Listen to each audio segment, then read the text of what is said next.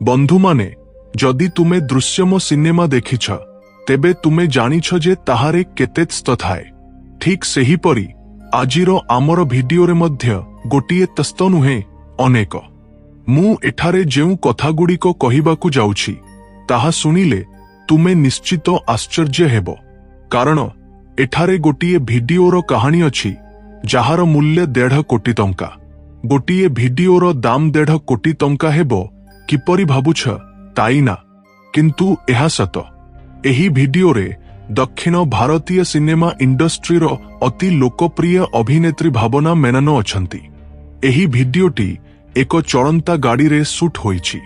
सेही गाड़ी रे भावनांको सह मोत 7 जन थिले, समस्ते मुखा पिंधि थिले। किंतु एहाठारु बड़ प्रश्न हेला एही मामलाटी आसले कौन? भावनांकु घटिथिबा सेही नृशंस घटना कौन?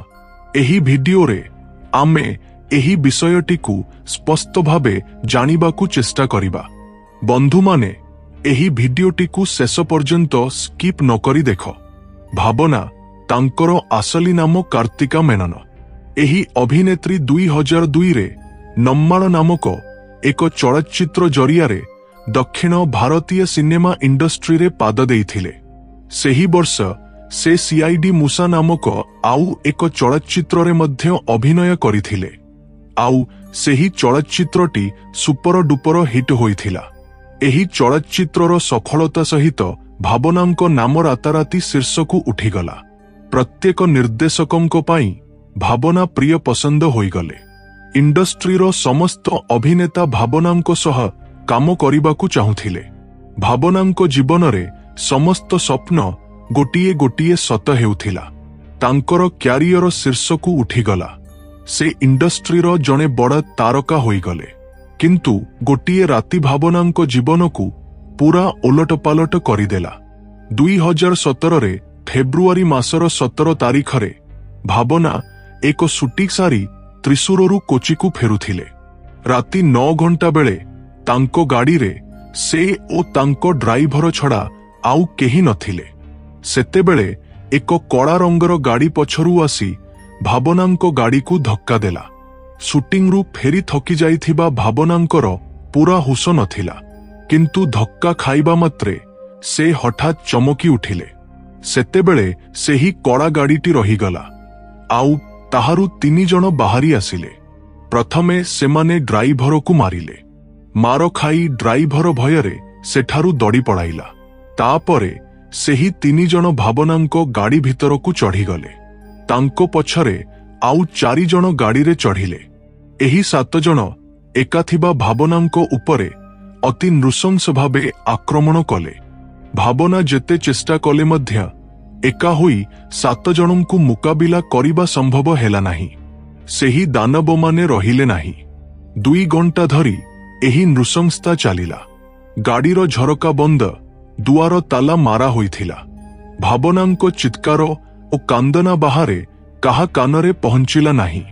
आउ ता उपरे सेही जनमानबहीन रास्तारे अन्य गाड़ी मध्य जाऊ नथिला। चिंता कर, गाड़ी भितरे कौन हेउछि ताहा किए लक्ष्य करिबो। एही आक्रमण चलिथिबा बेले सेही दलरे थिबा जणे पालसार सुनी नामक व्यक्ति तांको खून बाहर करी भावनांको भिडियो रेकर्ड करिबा आरंभ कला। सेतेबेले भावना एक दयनीय अवस्थारे थिले। तांको शरीर रे गोटिए मध्य कपड़ा नथिला। रागरे भावना हाथ बढ़ाई पालसार सुनीर मुखा खोली खोपाड़िले। सेतेबेले तांको मुह देखी भावना आश्चर्य होइगले, कारण पालसार सुनी जने ड्राइवर। भावना तांकु सिनेमा सेतरे अनेक थर देखिथिले। से जने प्रसिद्ध अभिनेतांको गाड़ी चलाउथिला। 2 घंटार एही नृशंसता शेष हेबा परे सेही 7 जन सेठारू दड़ी पड़ाइले। किंतु पड़ाइबा आगरू पालसार सुनी भावनांकु कहिला, एही कथा जदि काहाकू कहिबो किंबा मो नाम नेबो तेबे मु एही भिडियो को भाइराल करिदेबो। ताहा हेले तुमर क्यारियर पूरा नष्ट होइजिबो। किंतु पालसार सुनी जानी नथिला जे भावना मेनन केवल सिनेमारे नुहे वास्तव जीवनरे मध्य बहुत साहसी। एही घटना घटिबा मात्रे भावना तांकर जने बंधुंको पाखकू गले। से जणे सिनेमा निर्देशक। भावना तांकु सबु कथा कहिले। गाड़ी धक्का, सेही 7 जनंकर नृशंस व्यवहार। किंतु भावनांको मनरे गोटिए भयख, सेही भिडियो भाइराल होइजिबो कि नाही। सेही निर्देशक तांकु सांत्वना देई साहस देले, आमे एही विषयरे पुलिसकु अभियोग करिबा दरकार, नहेले परे आहुरी असुविधा होई पारे। साहस संग्रह करी भावना थानाकु गले ओ पालसार सुनीर नाम समेत अपहरण, नृशंसता सबु विषयरे अभियोग दायर कले। एहा एक गुरुतर मामला हेबारु पुलिस तुरंत कार्य आरंभ कला। पालसार सुनीकु गिरख करागला। गोटिए गोटिए करी सेही 7 जनंकु धरागला। एबे तुमे समस्ते भाबुछ जे मामला समाधान होईगला, समस्तंकु जेलरे पुरागला, ताइना। किंतु बंधु माने एही कहानी तुमर कल्पनारु मध्य बाहारे। समस्त अभियुक्तंकु जेलरे पुरा जिबार 2 मास परे जणे बंदी जेलरू मुक्ति पाइला। तांकर एही मामला सह कौनसी संपर्क नथिला।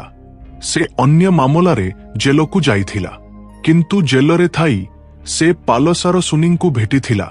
प्रतिदिन तांको सह कथाबार्ता करुथिला। मुक्ति पाइबा परे पालसार सुनी तांको जरियारे एक चिठी पठाइथिला। सेही चिठीरे बड़ बड़ रहस्य प्रकाश पाइथिला। इंडस्ट्रीरो जणे सुपरस्टारंको नाम मध्य थिला। पालसार सुनी लेखिथिला, आमे एही अपराध निजे इच्छारु करिनाहु। इंडस्ट्रीरो जणे बड़ स्टार दिलीप आमकु एहा करिबाकु कहिथिले। भावनांको भिडियो रेकर्ड करिबा पाई 1.5 कोटी टंका मध्य देइथिले। एही चिठी प्रकाश पाइबा मात्रे दिलीपंकु गिरख करागला। पूरा इंडस्ट्री कंपी उठिला। एकपटे भावनांको परी बड़ा अभिनेत्रींको नाम, अन्यपटे इंडस्ट्रीरो सुपरस्टार दिलीपंको नाम। केही केही दिलीपंकु समर्थन कले, कहिले जे भावना मिछ अभियोग करुछंती। किंतु पुलिस तदंत जारी रखिला। 2 मास परे दिलीपंकु जामिन मिलिगला। आउ लोकंको मध्यरे बंद आरंभ हेला। किंतु जामिन मिलिबा परे एक बड़ा टस्त प्रकाश पाइला। पुलिसकु एक मेमोरी कार्ड मिलिला। सेही कार्डरे सेही भिडियो थिला ओ पालसार सुनी ओ तांको बंधु माने रेकर्ड करिथिबा। एही भिडियो कोर्टकु पहुंचिबा परे भावना दिलीपंको विरुद्धरे अभियोग आनिले। एही कहानी बुझिबा पाई 2017 रु 2 वर्ष पछकु जिबाकु हेबो। सेतेबेले दिलीप तांको पत्नींको सह झगड़ा करिथिले। आउ परे सेमाने डिभोर्स करिथिले। आसलरे दिलीपंकर काव्य नामक जणे झियो सह संपर्क थिला। एही विषयटी भावना दिलीपंको पत्नींकु कहिथिले। सेतेबेले एही खबर मीडियारे मध्य छाई जाइथिला और दिलीप ओ काव्यंको मध्यरे किछि एकटा अछि। एहा सत हेला। 2015 रे दिलीप तांको पत्नींकु डिभोर्स करी काव्यंकु विवाह कले। कोर्टरे भावना एही बयान देले, मो कारणरू ही दिलीपंको डिभोर्स हेला। तेणु से कहिथिले, मु तुमर क्यारियरकु नष्ट करिदेब। तेणु से एही आक्रमणकु घटाइले। एही प्रमाण प्रकाश पाइबा परे मामला पुणी आगेई चलिला। समस्त अभियोग दिलीपंको उपरे पड़िला। किंतु एथर मध्य न्याय जीति पारिला नाही। तांकर टंका ओ राजनैतिक संपर्कर जोररे दिलीप पुणी जेलरू बाहरी आसिले। पुणी प्रकाश्ୟରେ सिनेमा सुटिंग आरंभ कले। तांको क्यारियर सेही परी चलिला। किंतु अन्यपटे भावना अजाहांकु एही नृशंसता घटिछि से चित्कार करी कांदुछंती। मीडियारे कहुछंती, मो उपरे जाहा हेला ताहा पछरे दिलीपंको हाथ अछि। किंतु तांकर शक्ति कारणरू दिलीपंकु किछि हेला नाही। समस्ते भाबुछंती दिलीप पुणी खसी पड़ाइले। किंतु एठारे कहानी रे आउ एक तेस्त आसिला। इंडस्ट्रीर जणे प्रसिद्ध अभिनेता एक कल रेकर्डिंग को भाइराल कले। ताहारे दिलीप कहुछंती जे पुलिस तांकु गिरख करिथिबा समस्तंकु मु किछि एकटा करिदेब। एही रेकर्डिंग मीडिया रे बहुत भाइराल हेला। एहा द्वारा पुलिस को आउ एक शक्तिशाली प्रमाण मिलिला। किंतु एते किछि हेबा सत्त्व ଦିଲ୍ଲୀପ ଏବେ ମଧ୍ୟ ଜେଲ ବାହାରେ ଅଛନ୍ତି।